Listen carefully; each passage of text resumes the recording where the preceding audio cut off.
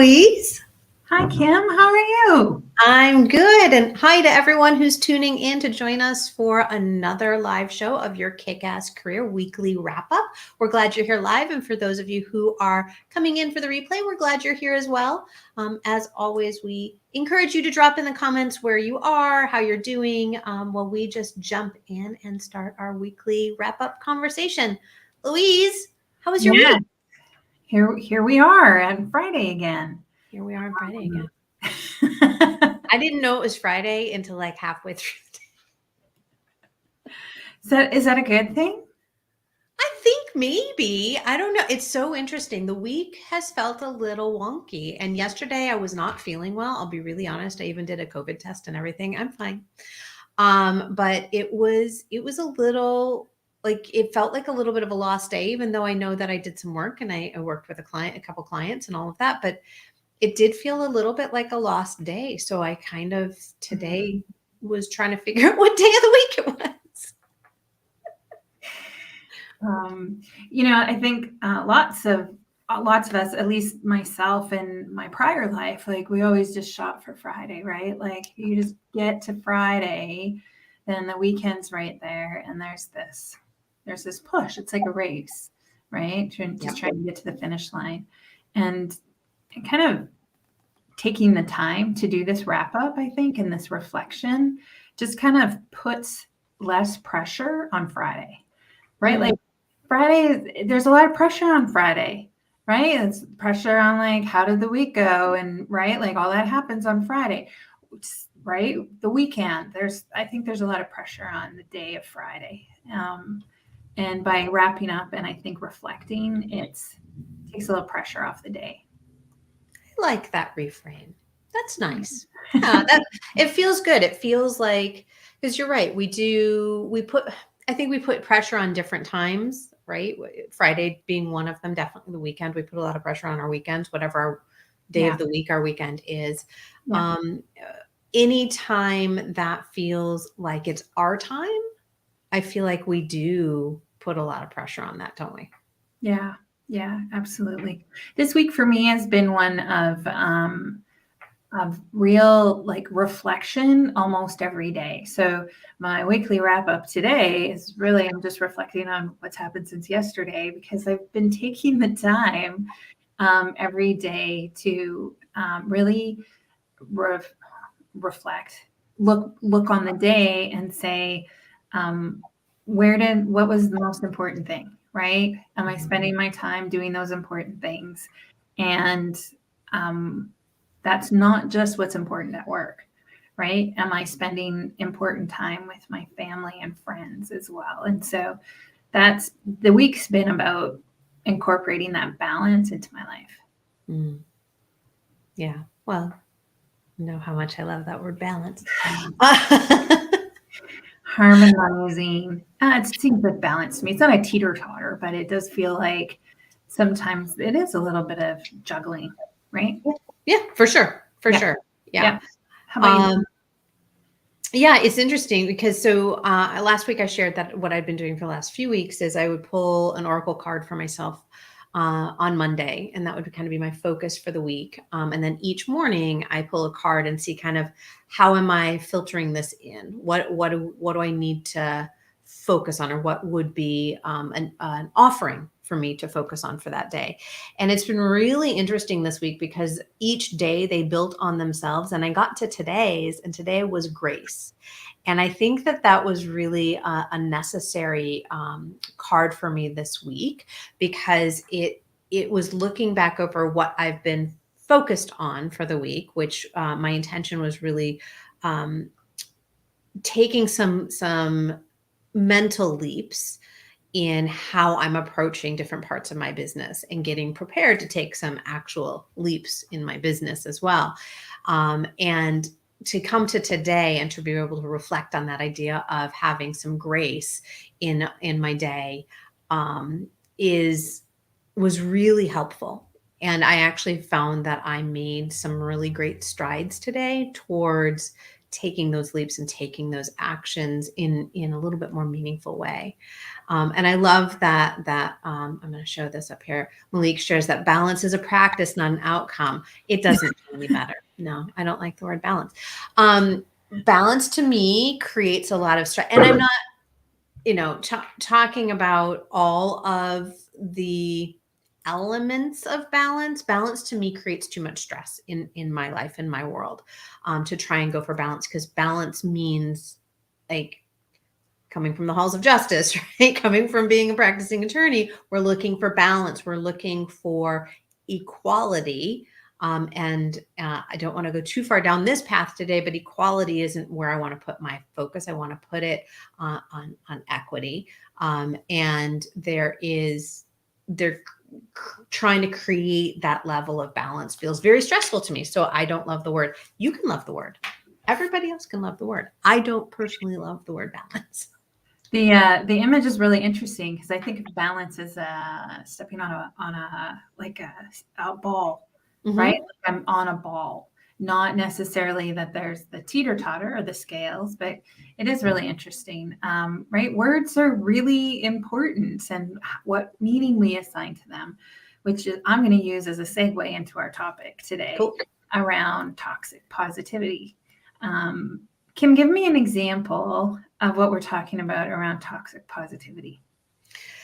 Ooh, well, the one that always gets to me is everything happens for a reason.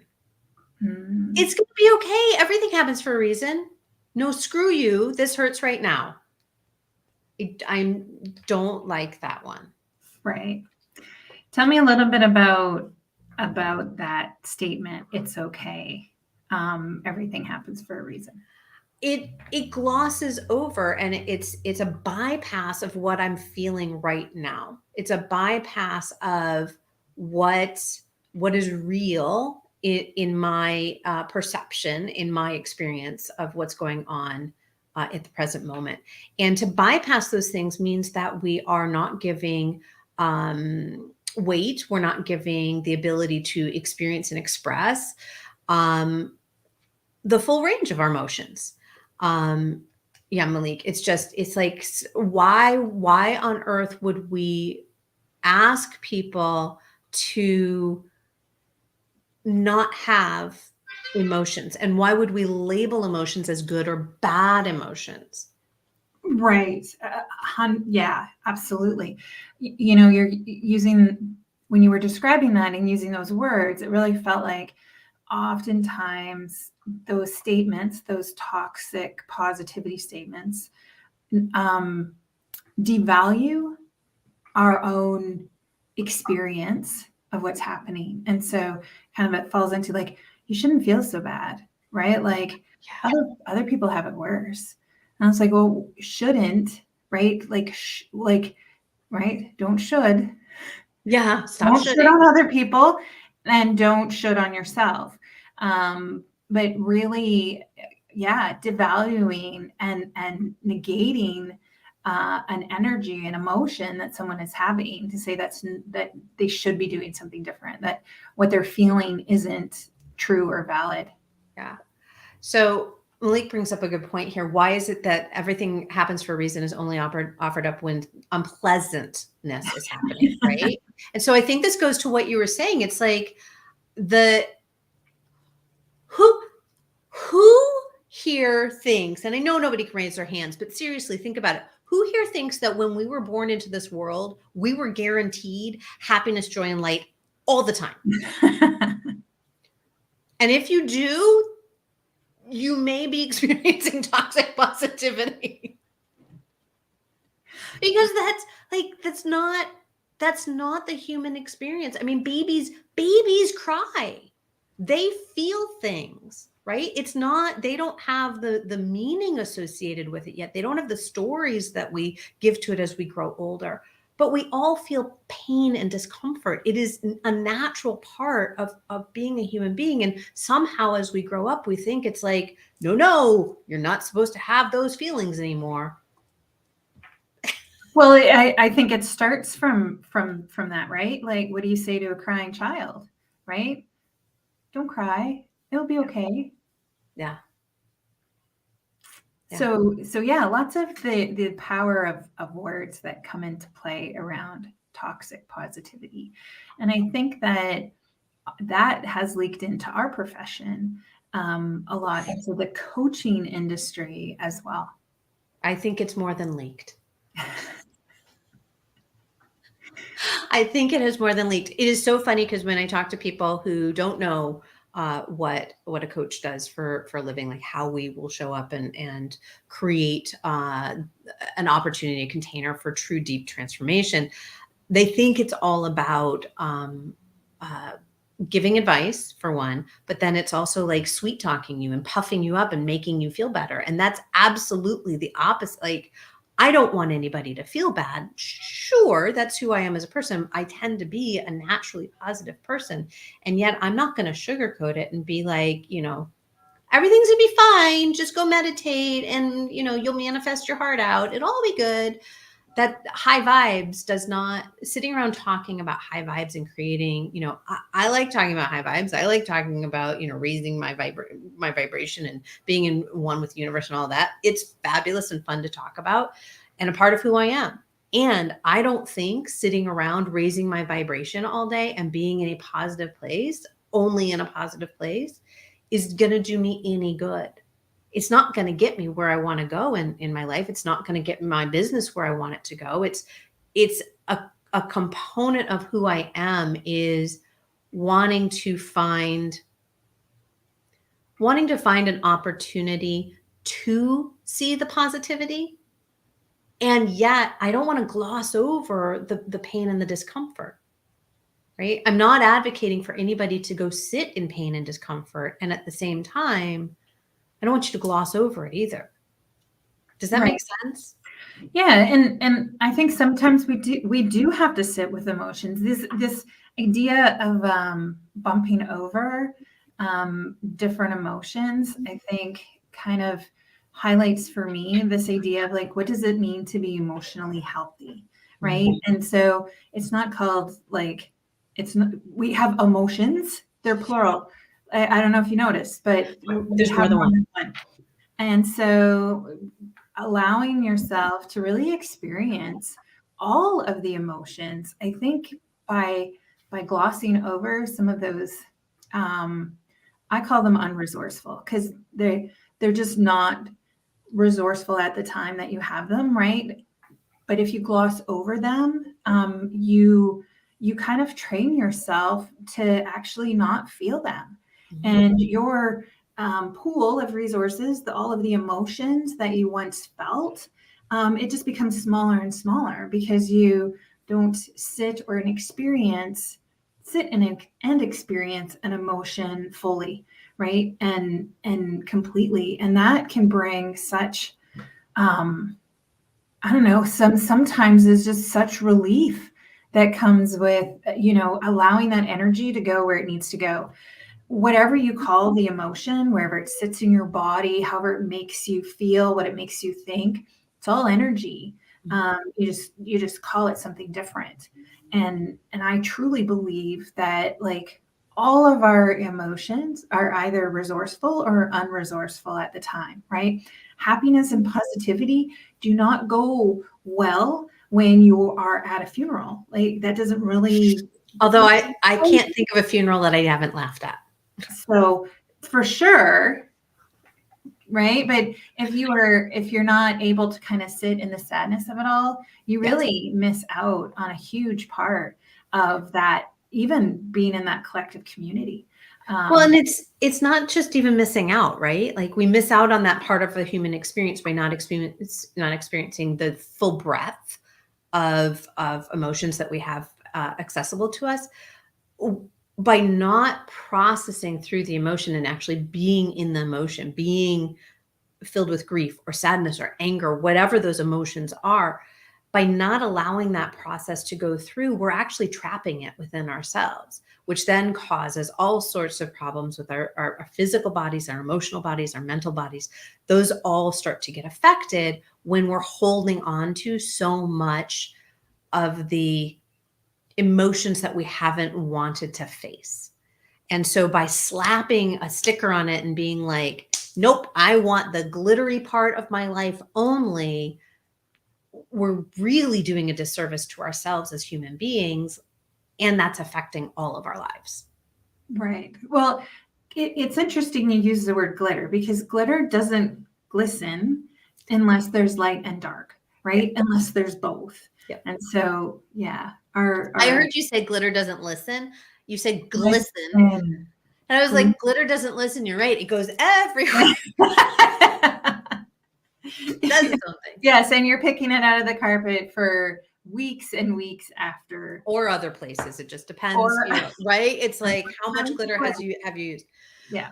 By the way, if you're going to use glitter dust, shimmer dust when you are baking, like our daughter loves to do, be really careful with that. It's fun and beautiful. I digress. So, Louise, where do you think this desire for this level of positivity is coming from? I think that as humans, we have this innate desire to make people feel better, right? And to help people get into that happy place as quickly as possible. And I think it is actually part of like genetically who we are. I think we default to this idea of like that we don't want to sit in the sadness. We want to see people happy, or we're uncomfortable with the sadness ourselves. So we don't know how to deal with it. So it's easier to deal with happy than it is to deal with sad or angry or those kinds of things. But you and I have talked a lot about really exercising your empathy muscle, right? Allowing people to be in whatever emotion they're in, and not shame them into feeling something different, not shooting them out of where they are. Right. Because there's a lot of opportunities for us to, whether it's in the workplace or at home or with our friends or even with ourselves, to move away from those toxic positivity statements, where it is just kind of slapping on the happy smiley face, right? Giving the gold stickers everywhere. Right. Everyone's a winner kind of thing. Yeah. And getting to that place of really deep empathy. Terms like, I know, I hear you, I see you. That sounds painful, right? Acknowledging that somebody is having an experience that is not what one would consider a positive experience. It's not on the happy end of the spectrum. We having that ability to create some space for empathy is huge. It goes so much further than saying to somebody, because you are doing the disservice and you are diminishing their experience. When you just kind of, to go back to the baby experience, right? It's like to say, shh, don't cry. You're now telling somebody who's using the only method of communication it can to stop communicating, versus, which that's not a good thing, versus giving some soothing and saying, I know that can be really hard. Yeah. And trying to see some empathy for, right? It's like, you're hungry. I get it. You're wet. I get it. Like, and yes, we're boiling this down to what goes through what's happening with a baby. But if we extrapolate that out to an adult, we have the same needs as a baby. Yeah. Absolutely. So I was wondering if you could do a little exercise with me. Happy to. Let's talk about let's talk about reframing a little bit. And so I have this couple of like what I think are toxic positivity statements. And I'll encourage everyone who's listening to, if one of these, if you have one that is a default that just really gets to you or you hear it often, pop it into the comments. But let's reframe some of these things, because this is really about you, right? Like if you find yourself in a wanting to help, I think often we default to these really general statements that we think are helpful when they're really not. So we talked about one at the top, right? It's okay. Um, everything happens for a reason. So what about it could be worse? Can you reframe that, just to give our listeners a tool maybe to see how what I really want to, what I could really be saying that would be helpful? Yeah, so I think other ways to say that is that sounds hard. Um, I hear you when you're talking about whatever this thing is that is painful or uncomfortable right now. So I think those two simple things. If I hear you, and that sounds hard. Yeah. Yeah, I love that. Even I think the whole like offer of support. How can I support you? Yeah. Right. And that can be a way because I think that's really what we're trying to do, right? Is help and support someone. We're just going about it in a little bit different way that's not helpful or supportive. What about always look on the bright side of life? Other than wanting to go into a song and dance. um, Always look on the bright side. Um, I think an alternative to that would be, um, I think I want to know what the situation is in that one because, right? Because in that one, it feels situational. If somebody were to tell me, just look on the bright side, I, my response feeling is, but what's wrong with the side I'm looking at? So what would I want to hear instead would be, um, is there another way you could think of that? Having somebody ask me just the question of, I hear you. Is there another way that you could think of that? Right. And kind of like this idea of like we can think of other options or other outcomes when you're stuck in a place, right? And helping someone kind of transition through Mhm. that when they're ready, which I think is key too, right? Yeah. Is like, you know, whatever the situation is, we'll be able to make sense of it, when we can. Mhm. But we don't have to do that right now, right? Like you can sit there and be right. Insert emotion here. Yeah. Yeah, for sure. Yeah. I have one that I really don't like, and that I hear often, and have heard often in my life, and that's failure's not an option. Oh, yeah, it is. Failure's totally an option.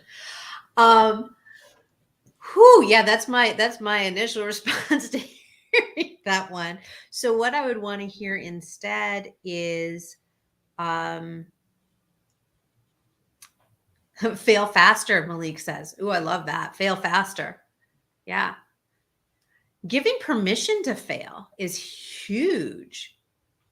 So I'm trying to think in terms of, if somebody is feeling like they're up against a wall and they need to push through to get that thing done, because that's kind of when I feel like I would hear the, failure is not an option, you got to keep pushing Yeah. Yeah. it. I think what is more encouraging is, um checking in with the person on where they are with that goal, where are they headed, how, right, and being really curious about it. I don't have necessarily, um a flat answer that somebody could always say instead, but I think leading with the curiosity in that one, even over empathy. I mean, I think empathy plays into curiosity, but being super curious about kind of where they are, instead of saying you can't fail at this. What Right. about for you, Louise? Well, see, these are also really vague, which Mhm. which is really interesting, right? All of these ideas around these toxic positivity statements, they're all super vague. They don't address the issue, the problem, or the emotion that someone's having. They're just these like broad stroke over the canvas. Um, I think for me, around failure is not an option, is let's take a moment to define what success really looks like. Because that is the gem, right? It's you looking at what you're really trying to achieve, where you're really going, and what does success look like on your journey or when you get there. Um, right? When you push through and you're going for an outcome, you can't even guarantee that that outcome is going to be successful. It's just the outcome that you picked Yeah. at the time you started that Yeah. you thought would successfully. Yeah. Ooh, that just triggered a whole, hey, well, we should probably talk about outcomes and goal setting and all of that at some point, because there are, for sure, again, in our industry, there's that idea of, we're going to set a goal, you're going to reach the goal, you're going to hit the goal, you're going to do this, and failure's not an option, and we're going to give you all the shiny gold stickers you need with toxic positivity along the way to get there. Right. And quite frankly, that's bullshit. It's not going to work. It's not going to stick. You're not going to transform your life and your work and your business. It doesn't work that way. That's not how and we see that with, again, going back to, we see it with our kids. If we treat them like that in school, on their athletic teams, if we teach them to push and grind and get through in that way and hit that goal, and if you don't reach that goal, then there's something wrong. Like, it's the opposite of toxic positivity, and yet it's tied into it. Mm-hmm. Right? It's Yeah. tied into, like, toxic positivity really gets to that place of beating you down if you're not in that space. Yeah. Again, it's shame. What's the Brene Brown book? Gifts of imperfection. There you go. Right. And it really comes down to, I think toxic positivity is actually a tool that is used to shame someone who's in a space, because we're trying to, right, get them out of it. Yeah, for sure. Yeah. Yeah, we could do a whole should. I almost should on you. Sorry. Don't shit on me, lady. A whole episode on goal setting and objectives and outcomes, because, like, yeah, traditionally that whole goal setting way that we go about it is really, really limiting, because often we get to the goal and we stop. We only set goals we know how to achieve. If, right, as a perfectionist, Right. Somebody who doesn't like to fail, then you set yourself up for being smaller than who you could be, if you look at failure as an option, as a great outcome. Yeah. But for sure. Yeah, absolutely. As Malik said, fail faster. Right? I mean, it is the, yeah, I think we have all sorts of things that we can talk into with that. And I think this, we talked a lot about the role of empathy. We talked about, right, how do we reframe these things? And I think just an understanding that toxic positivity and the positivity movement that is out there really starts to hide our ability to deal with our fears of rejection, our fears of negative emotions, our fears of judgment. And instead of putting a Band-Aid on them, we really need to address our fears and work through our fears, because even if they're currently only showing up for you in one area of your life, believe me, they're going to show up in all of the areas of your life once you get it solved by hitting your goals in one space. So many rabbit ears. We're having all those air quotes. All of those air quotes. Absolutely. Any last words about toxic positivity, or I don't know, like help or support? Because I think that there are absolutely certain people who default, and I would call, who are toxic people, who that is all that comes out of their mouths. And then I also believe that there are many of us who, because that is a habit or what we've heard for decades of our lives, because right from that baby, right, it's okay, don't cry, that we don't often know what to say or how to be in an emotion with someone. Any hints or tips or any advice, anything at all? I'm just going to speak from my personal experience because, as somebody who, again, I tend to be a very positive person, I was raised by a very positive person. So much so that I have spent time living being the spewer of toxic positivity and the receiver of toxic positivity. Um, it doesn't make you a bad person if you wade in those waters. It gives you an opportunity for growth. So, as with everything, just being aware, creating that awareness in yourself that maybe what I'm saying or maybe what I'm receiving isn't helpful. How do I step into this in a different way? How can I use curiosity and empathy? How can I use reframing to maybe step in and out of this where it gets really toxic, and be okay with being a positive person who has the full range of emotions, and for encouraging others to do the same.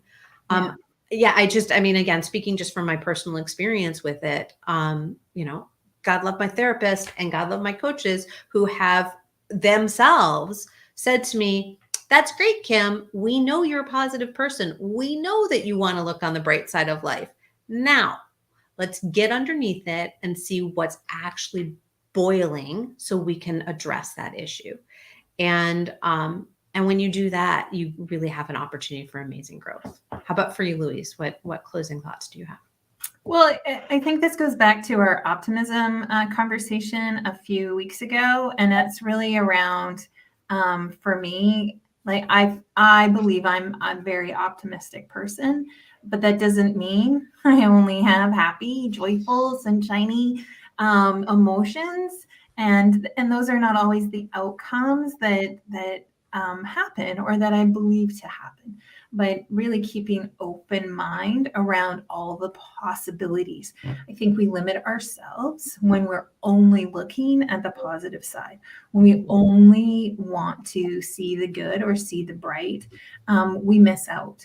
I think for myself around positivity is really leaning into fully experiencing emotions as an adult, as a 50-year-old, that I've actually probably never had, right? And really expanding my library of emotions and sitting in some of those crunchy places and knowing that it's okay, that it's temporary, and I still get to be there, and I won't be there forever. So I think for me, it's really around just wanting to experience all those emotions.